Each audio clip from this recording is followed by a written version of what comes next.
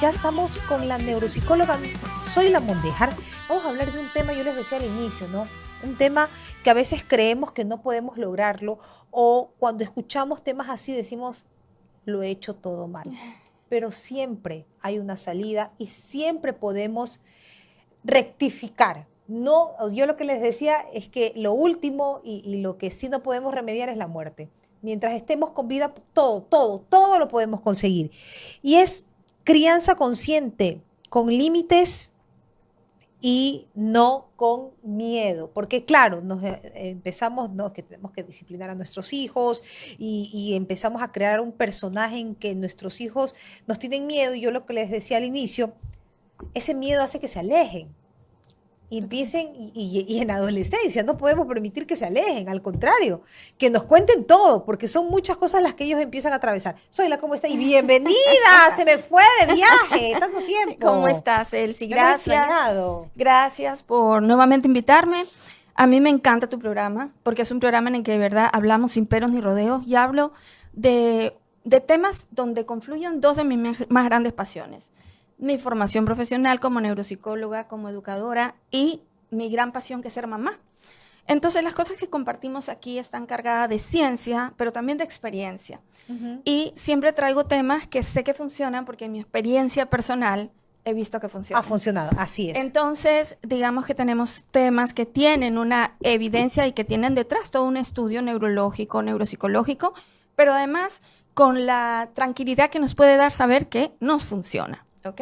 Y también para responder esto que dices tú, Elsie, de que nosotros como papás, cuando hacemos las cosas mal, lo hacemos porque nos equivocamos y porque nuestros hijos no salen con manual, no nacen con manual, y nosotros tampoco tenemos el manual para ser padres.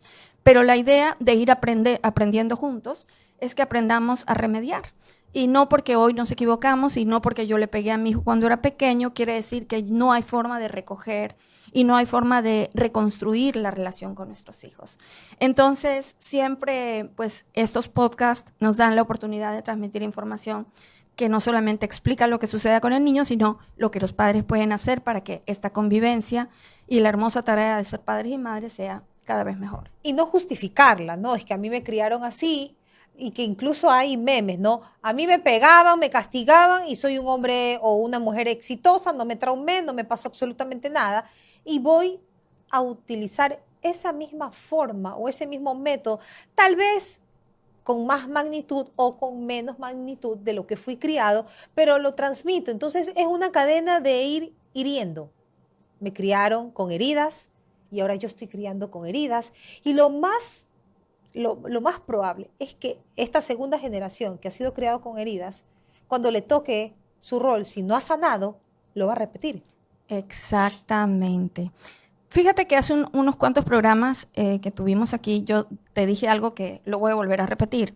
Y es que cuando a mí me llegan padres que dicen justamente lo que tú dices, a mí me trataron mal, a mí me pegaron, a mí me golpearon, a mí me castigaron, y fíjese, aquí estoy yo les pregunto, ¿y cómo se sintió usted? Ninguno me dice, me sentí feliz, sentí que amaba más a mi papá, sentí que mi papá lo hacía por amor. Ninguno, ¿ok?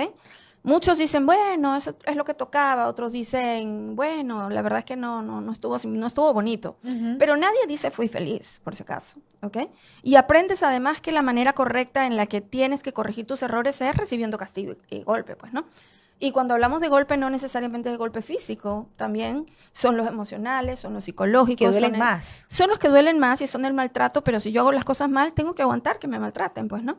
Porque así aprendí. Cuando yo hacía las cosas mal, me castigaban. Exacto, porque si usted se da cuenta, por ejemplo, un latigazo, un chancletazo, duele en ese momento al niño, le va a doler, pero ya se le pasa. Pero que venga una palabra, qué sé yo, ay, me invento, inútil, mediocre, alguna palabra despectiva, eso va a quedar resonando en la cabeza del niño. Sí, y en cuanto al chancletazo y al golpe, es cierto que la herida física se va a acabar, ¿ok? Si me quedó morada la pierna o el brazo, lo que sea, ese morado se va a ir. Ajá. Pero el dolor que ejerce el saber que quien me tenía que proteger es quien Me me está lastimó, golpeando. eso no va a desaparecer, por si Exacto, acaso. Eso exacto. no va a desaparecer. Y yo lo que le decía es porque es como que uno deja marcado al hijo en lo psicológico. Absolutamente. El problema no son las marcas físicas, el problema son las marcas psicológicas que deja el maltrato físico. El maltrato físico y el maltrato psicológico llegan exactamente a la misma zona, es procesada por la misma zona del cerebro y causa exactamente el mismo dolor. Y queda permanente en mí igual que si me golpearon o me insultaron. ¿Ok? Entonces, cuando nosotros castigamos a nuestros hijos en cualquiera de las formas que lastiman, va a quedar en ellos.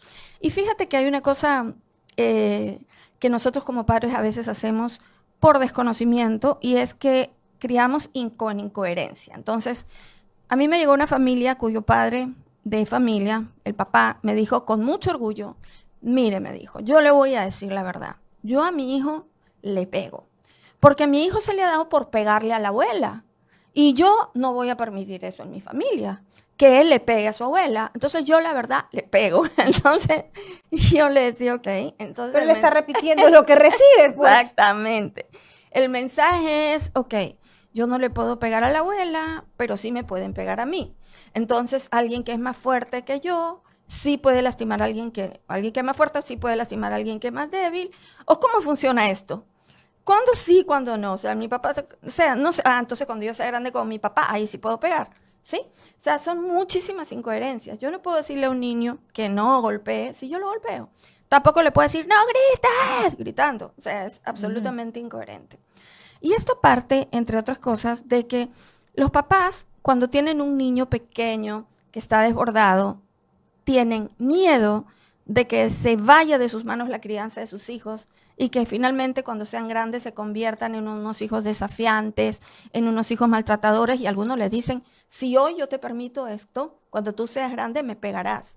Pero resulta que un niño de 4 o 5 años no tiene idea de lo que está haciendo y no hay volición, no hay un acto intencional, ¿ok? Ellos viven a través de sus emociones, de su sistema límbico emocional y van a explotar, van a tener detonantes conductuales cuando no pueden manejar una situación, pero no planifican sus actos. Entonces, si yo hoy, que no tengo otro recurso sino llorar cuando algo me frustra, lloro, eso no quiere decir que cuando yo sea grande voy a seguir llorando. Por supuesto. Eso no significa. El desahogo o la frustración va a ser de otra manera. Porque mi cerebro ya procesará la información de una manera distinta. Tenemos un cerebro pequeñito que está en plena formación y en una etapa de aprendizaje versus un cerebro que ya tiene aprendizaje. Ahora, sí es cierto que hay un aprendizaje conductual.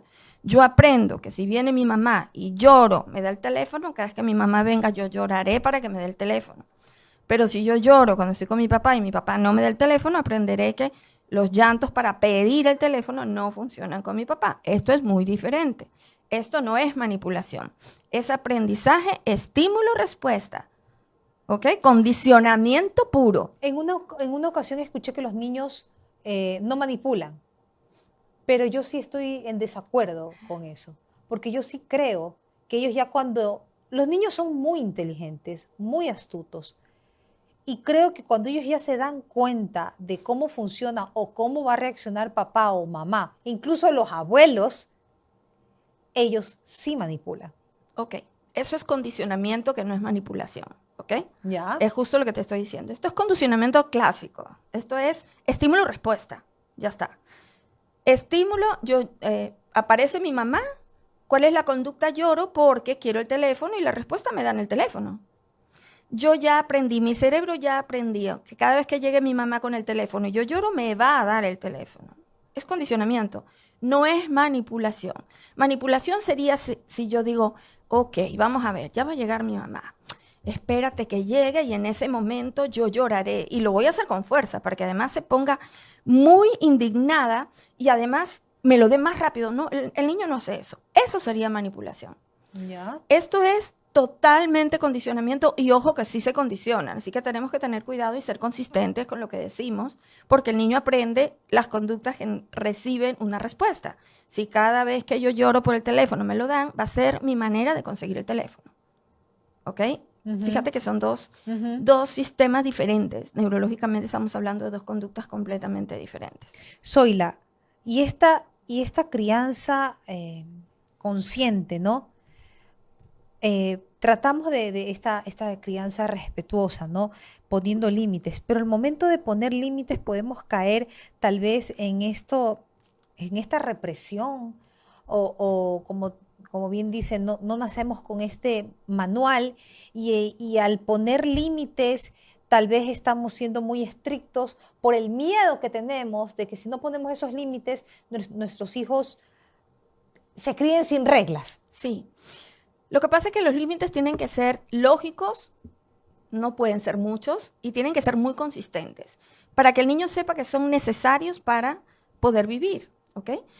Te digo lo de consistencia porque, por ejemplo, si yo le enseño a un niño que en la cama la cama no es un espacio para comer, y le explico que es que le van a caer migajas y las migajas van a traer hormigas y hormigas y demás bichos y entonces eso, etcétera, todo lo que eso conlleva, yo no puedo utilizar luego como premio, si te portas de tal forma, vas a comer en la cama, ¿verdad?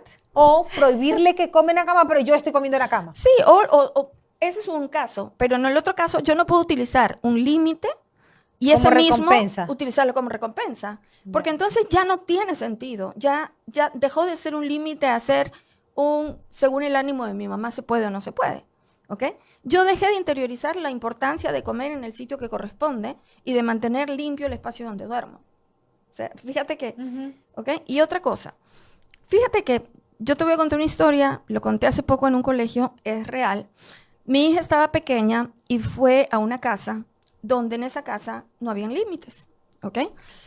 Y vino y me dijo, mamá, tú sabes que en esa casa comen donde quieran, comen lo que quieren, comen frito, comen panes, comen dulces, si no quieren no comen, si quieren se bañan, si quieren no se bañan, ¿ok? Y llegó a la casa a contarme esto.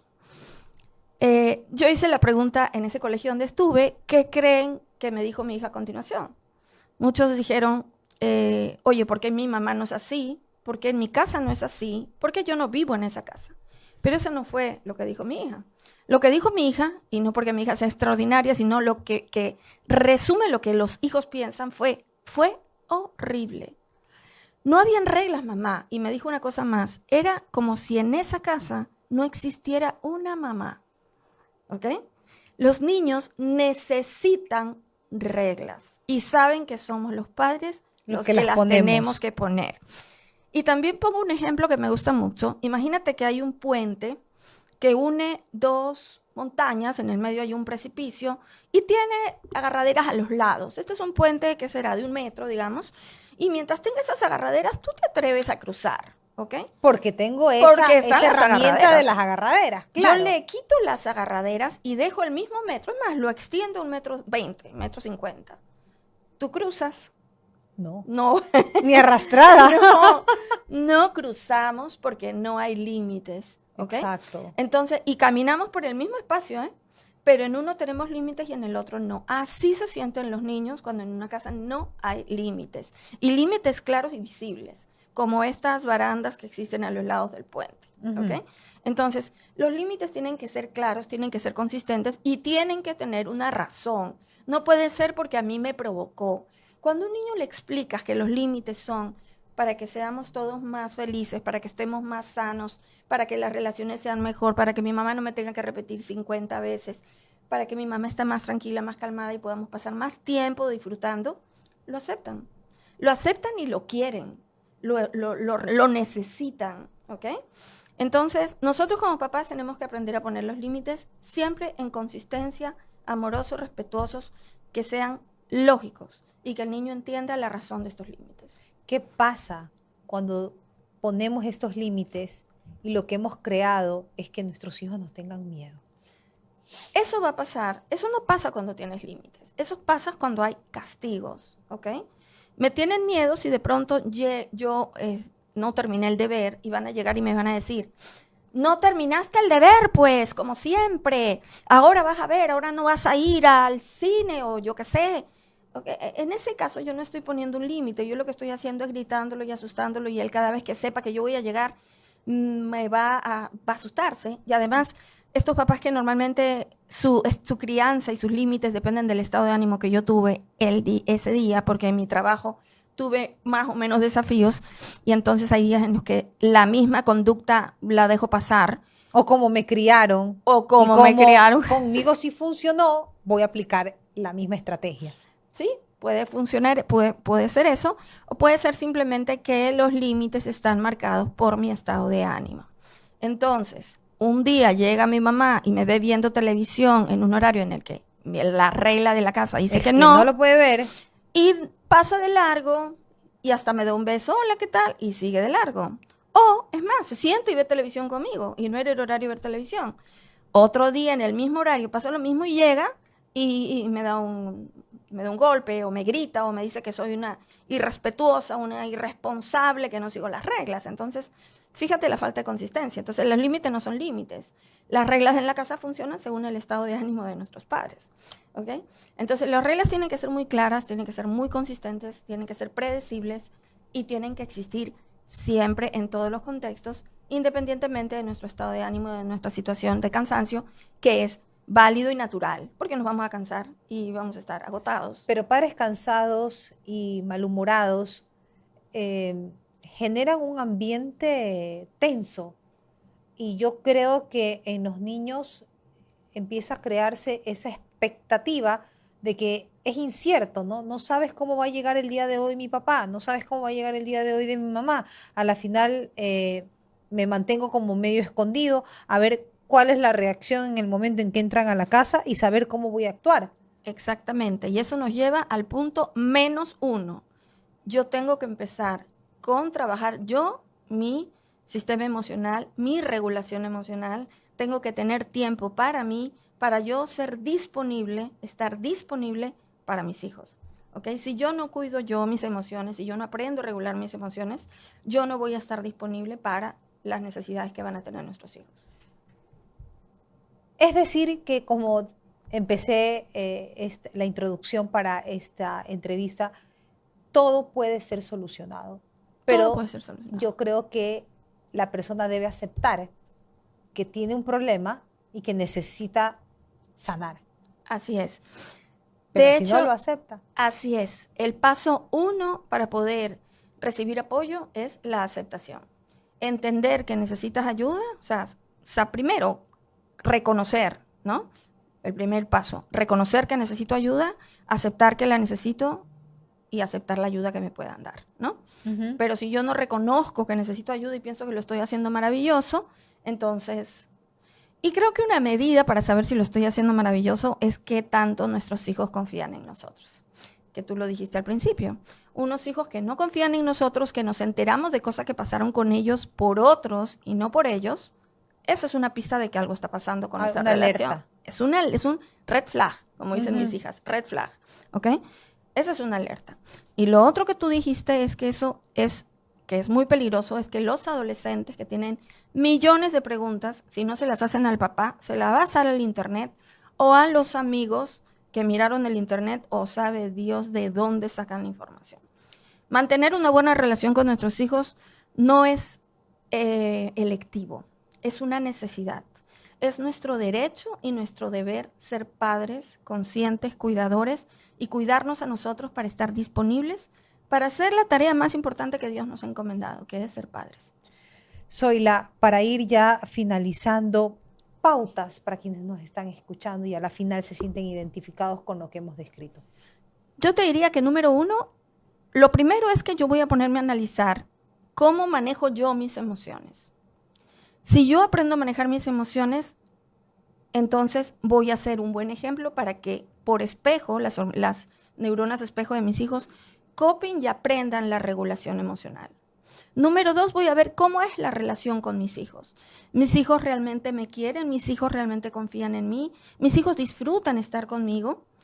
Si eso no está pasando, entonces hay que analizar qué es lo que podemos mejorar, qué es lo que podemos cambiar. Y hay una cosa importante, nuestros hijos son tan buenos, nos quieren tanto y para ellos somos tan importantes que siempre que nosotros recapacitemos y cambiemos, lo van a aceptar. Ni creas que van a decir, no, porque tú una vez me pegaste y nunca más te voy a querer. No, eso no va a pasar. ellos son capaces, bueno, tenemos una memoria selectiva todos y empezamos a olvidar las cosas que son malas y ellos lo hacen perfectamente. Empiezan a dejar guardado esas cosas que no fueron tan bonitas y empiezan a poner por encima aquellos recuerdos que fortalecen la relación con sus papás.